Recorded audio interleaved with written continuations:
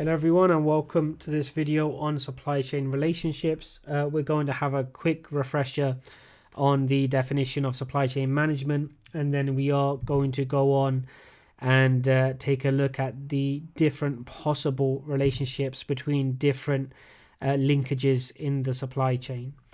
So supply chain management, the definition is just a refresher here about the management of the interconnection of organizations that relate to each other through upstream and downstream linkages, and we're focusing on the processes that produce value to the end consumer. So not just general partnerships and linkages between companies, but between specific processes that will, when played together in sequence and connected to each other, result in the form of products and services being delivered to end consumers. What we want to focus on is obviously the interconnection of organizations for this video. We want to understand what different types of interconnections there are between different organizations and individuals, and how we can categorize those. So we're going to do so in the form of a matrix, and we're going to look at 4 possible combinations. So we have two real types of interaction, or 2 types of entity that's interacting, a business and a consumer. And if we place this into a matrix form, we can see that we have 4 possible combinations. So if we start with the top left corner, this is the most common type of supply chain relationship, which is business to business. So you may see this commonly abbreviated as B2B.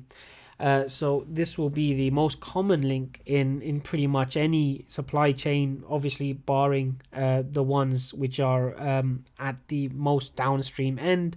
But it's fairly straightforward. The relationship between a raw material supplier and a manufacturer, the relationship between a manufacturer and a wholesaler, or the relationship between a wholesaler and a retailer, are all examples of a B2B relationship, a business to business relationship. And these are characterized by what you would expect, driven by contractual terms. The relationship is mandated by contracts, as any kind of commercial or economic relationship.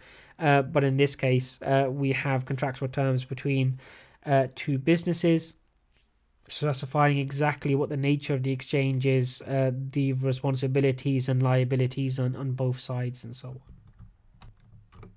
If we move to the top right corner, we see the next relationship or type of relationship is a business to consumer relationship, a B2C relationship. And this is often the final link in the supply chain as it moves downstream. So this is typically between a retailer or a consumer facing business with the end consumer themselves. So when you go into a newsagents to purchase a packet of crisps or a drink, that's a B2C relationship that you're engaging in. If you go to a catalog store like Argos and you purchase, a hairdryer or a new ironing board, again, that's a B2C relationship. That refers not to business to customer. Remember, we're not using customer in this context. A customer is anyone who purchases something. A consumer is someone that actually consumes or uses the good or service as intended. So in this case, we're expecting the end business or the retailer or the catalog operation to actually sell directly to the person who's consuming the good or service as intended. So if you move from that to the bottom left of the matrix, and we see, that's moved unnecessarily, but we see a customer or consumer to business, in this case, customer to business relationship. So here we have some interesting examples of where we see a reverse in the supply chain. So a supply chain starting to move back upstream. And there are a number of cases where this actually happens. So we're switched from consumer to business, because if the person selling may have purchased with the expectation that they would consume or use the product or service. If they're selling back to a business, they obviously haven't consumed it. They're actually now selling to a business instead of consuming the product or service. And we have a number of examples. Tickets are one quite common example. There's a growth of websites that will actually purchase tickets to concerts or shows from people that were expecting to be consumers, but for one reason or another have chosen not to consume the good or service. We can also have reverse logistics in this category as well, where there has been use of the product or service, but there's still additional use that can be gained either from the product as it is, or from breaking down into constituent parts and recycling or refurbishing. But here the consumer or the customer is selling back to the business. So typically we see this either moving back upstream, or we see an extension of the supply chain emerging. In the bottom right corner of the matrix, we see our last category, and what I think is really one of the most interesting areas of supply chains that's been emerging for quite a while now, but that of customer to customer or consumer to consumer relationships, often also known as peer-to-peer. So this is where an individual which has purchased a good or service from a business either sells this on to other individuals or in some way actually engages in exchanges. So we can see this in eBay.com. So if you're purchasing something from eBay, there is a chance that you're engaging in a B2C relationship, where you have companies and businesses actually operating on eBay, but there's also a good chance, which was far more prevalent when eBay was launched, they are actually interacting with another individual, so not a trader or a registered business or a manufacturer, but just another private individual, another customer, if you will. So that kind of relationship would be categorized as C2C.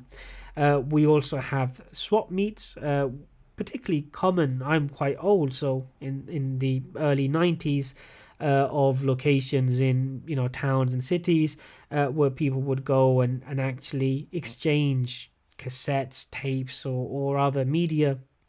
Now increasingly moving online, but also becoming more and more niche and specialized. So we also see here specialist collector sites, special interest sites, niche or websites catering to niche markets, where items may simply be unavailable from traditional channels.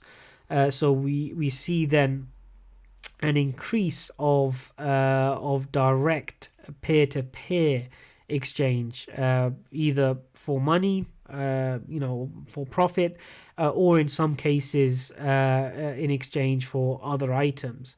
And that's an increasingly interesting area as well. It's important to note that these aren't new modes of behavior.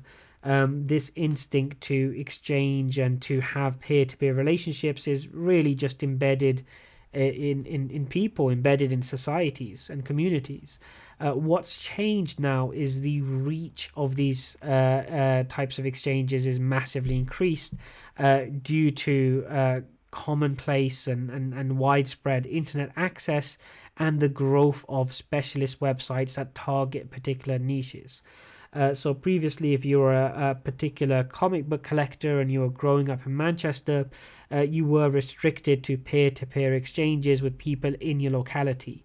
Now, if you're a specialist comic book collector growing up in Manchester, you really don't have really that many geographical constraints at all. It's important to recognize that internet connectivity is by no means even close to 100% across all of the globe, and there's huge swathes of the globe's population which doesn't have basic necessities and faces significant challenges beyond just internet access, but it is extremely widespread and broad nonetheless. So this instinctive connection that we have to want to have peer-to-peer exchanges and customer-to-customer exchanges now is finding new expression. And that itself is an interesting area. We can see this in the attempt at trying to lock out customer-to-customer or peer-to-peer relationships within the supply chain. We see this with console gaming and PC gaming in particular. The move to a subscription model, as Microsoft is pushing ahead with, or the previous launch of the Xbox One, where there was initially quite significant restrictions on secondhand games and reselling games, can all be understood through the lens. I mean, there's press releases talking about how it's to enhance the customer experience, but I think there's more than sufficient grounds to look at this through the lens of seeing the growth of P2P relationships within the supply chain as being a threat, because of all these types of relationships, business to business relationships, business to consumer relationships, and consumer to business relationships, all have a very large degree of power and control with the businesses involved. Whereas customer to customer relationships or peer to peer relationships very much cut businesses out of the loop. So if you were to purchase a second-hand book or a second-hand game or a second-hand CD, there is no slice of that revenue or slice of that money going to either any retailer or manufacturer or producer, and that is an area of significant concern. So we have to understand the growth of digital subscription services being one way of combating this rapid growth of P2P or peer-to-peer relationships from spreading.